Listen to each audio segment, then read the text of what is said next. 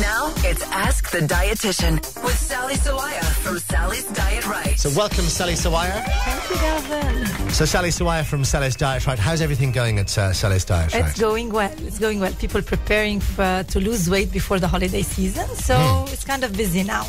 And this is the time when people are at the gym as well. True. They are more organized, routine, you know. Yes. Maybe we have more time because we're not at the beach or anything. Yeah, exactly. So did you bring your top 5 things this morning? Yes, it's based on a question from last week. Okay. It's the 5 healthiest types of breads.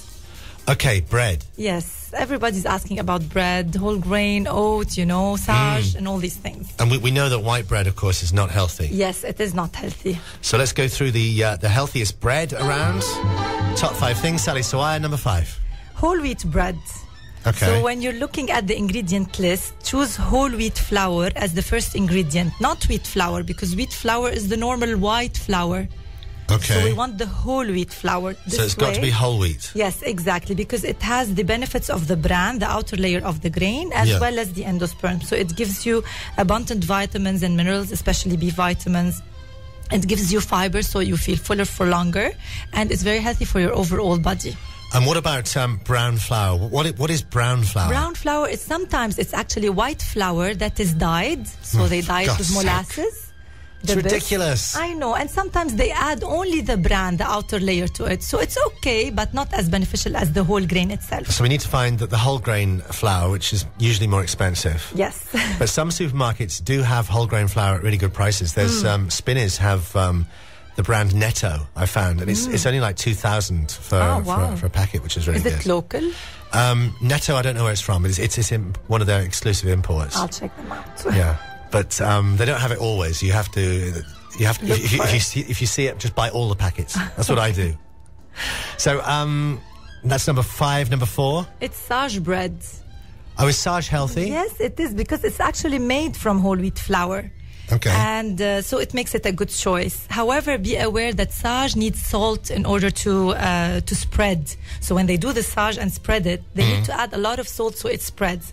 So make sure that the contents in the table of contents, that it doesn't have much salt. Okay, so we shouldn't be having too much salt. The sodium's not good for us. Number 3. High protein breads. You've seen them in the supermarkets. I've never seen high protein bread. Now it's very fashionable because people are on high protein diets. They choose high protein breads. So it's made of wheat proteins like soy proteins, and it's made. They add also pea protein. So it's whole grain flour, added many grains together like rice, soya, spelt, as well as sometimes they add some seeds like sunflower seeds. So this mix actually makes you feel fuller because of its high fiber content, and it's high protein. So you feel fuller for longer. Okay, so it's good. High protein bread. I'll look out for that next time I'm in the supermarket. Do they have it at that windmill place, Wooden Bakery? Yes, they have it. And they have it in very nice package. The ones that are like slices, all full of seeds and I've soya bought it. grains. Yes, you no, like it's good. it? Yeah, it's very good. It tastes great with labne. Yeah, it's very nice. Number 2? Oat bread. Oat bread is actually very rich in a special type of fiber, which is the soluble fiber. It helps reduce blood cholesterol levels, and so it's associated with better heart health. So it's very good for people who have heart problems, and for people who are trying to control their blood sugar, like diabetics. It actually helps lower the risk of type 2 diabetes. So it's really brilliant. If you have any problems, oat bread is for you. Now, I've seen oat flour in the supermarket. Is that healthy? Yes, it is a whole grain, Gavin. So oat flour, they normally put the grain itself. So you can even mix your whole wheat and oat flour together. Okay. And number 1 of the healthiest breads? The multi-grain or the 7-grain breads. Why? Because it contains all the benefits of all the grains like wheat, rye, barley, spelt, millet, oats, everything. So it's actually full of healthy fibers.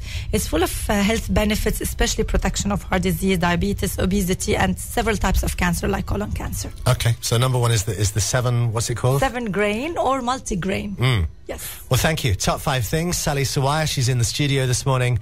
If you have a question, anything to do with nutrition, Sally is your personal nutritionist. 03-887-000. What would you like to ask Sally Sawaya this morning? So let's go to those questions. Now, Olga has had to pop off. She's got some kind of conference that she's doing. So it's just you in front of the computer. Can you read your own questions? Yes, sure. Hello, I have a maybe odd question, but I know food we eat affects our hair.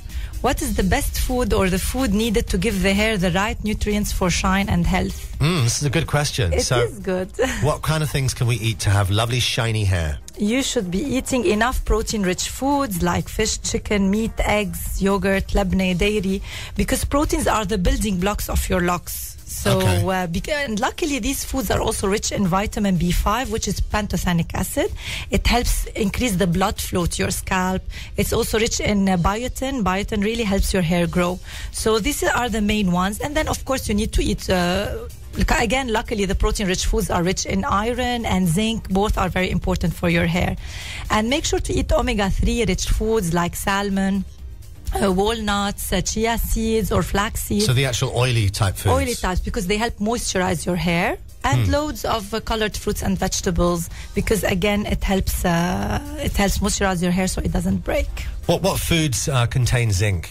Zinc, seafood mostly. So it's the shellfish, oysters, shrimps, etc. And also available in small amount in meat and chicken. Okay. Thank you for your messages. 03-887-000. What else do you have? Hello, is ricotta cheese healthy? I heard it's a good source of protein.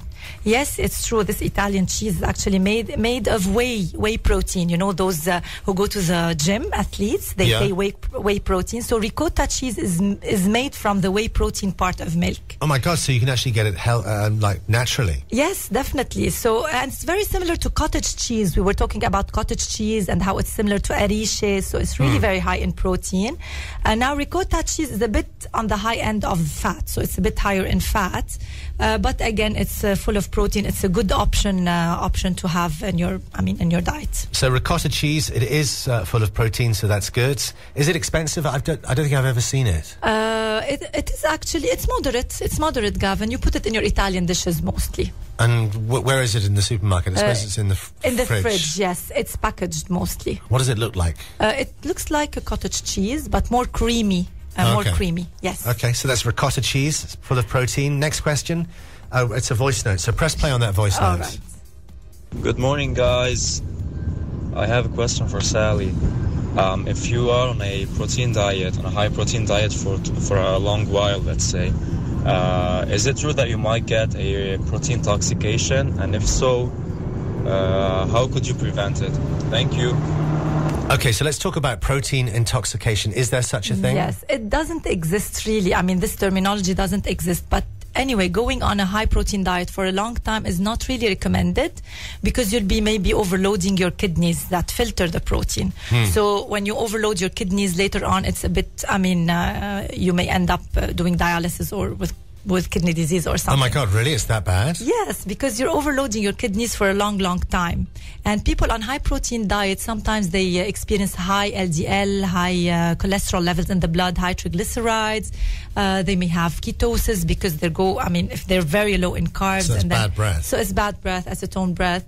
There are some side effects, sometimes constipation, because you're not eating enough fibers in your diet. So it has some side effects. So if you want to go on a high protein diet, go on a moderately high, not extremely high protein diet. So balanced on the high protein end is better than really high protein. How much per meal how much protein can the kidneys take per meal? Normally for enhancing protein synthesis in your body, because you want to maintain the synthesis of protein in your muscles and body, you need about 20 grams every meal. So this is actually the optimal amount so that your body undergoes protein synthesis. Anything more than 20 actually goes for oxidation. Sometimes it's burned off as energy or stored as fat if it's too much calories from protein. So any more than 20 grams of protein can be stored as fat? Yes. So but it depends on the caloric intake, Gavin, if you're eating a lot. Well, this is why I became really fat when I started taking those powders, those protein powders. I had this huge stomach. Yeah. I'm sure it was from the protein powders. Especially also if they are also supplemented with carbs and fat. So. Well, I was mixing with avocados and bananas and all kinds of things. Yeah, so your calorie load went up then. 1,000 calories a drink. So next question, 03-887-000. Your questions for Sally Sawaya from Sally's Diet Right this morning. This is my 2.5-year-old boy does not eat but apples and bread, sometimes salad.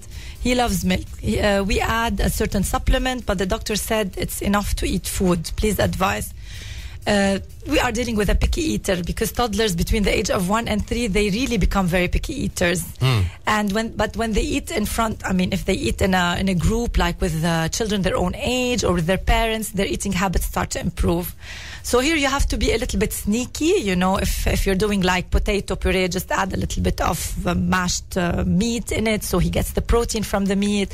Try different foods. Sometimes it needs like 10 times to try different foods so that the kid can accept it. So it's a phase, it will pass. But if he's only eating 2 or 3 types of food, definitely he will need some supplements, but consult the pediatrician, it's much better.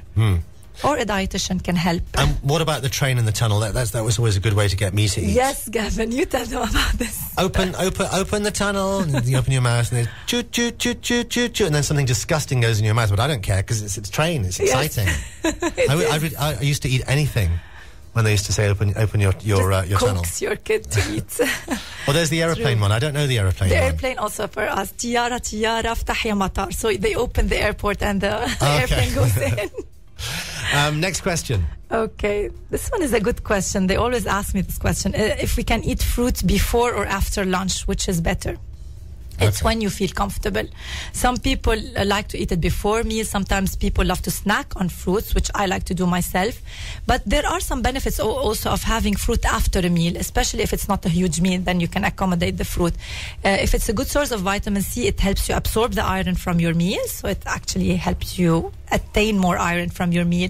And for people who have a sweet tooth, it can actually replace sweets. So it's a good idea to have it after meals. Because you've had your sugar rush. Exactly, your sugar. So it depends really on you, what you like to have. But our enzymes can digest fruit before or after a meal. Okay, can you just press on that last question there at the very top about kidney stones? Yes. Is there any food that causes kidney stones? There are certain foods that cause kidney stones in some vulnerable people, like, for example, green leafy vegetables with oxalates, or it's like more medical terms. But, don't worry about it. If you drink enough water, you maintain a healthy body weight, and you don't eat too much salt, then you are less prone to kidney stones. Well, thank you for all your questions this morning. Thank you for your answers, Sally Sawaya. You're welcome. How do we get in touch with you at Sally's Diet Right? On my Facebook page and my Insta, it's Sally's Diet Right, and the right is spelled Rite. Thank you, Sally Sawaya. Have a great day. Keep it here for the hits.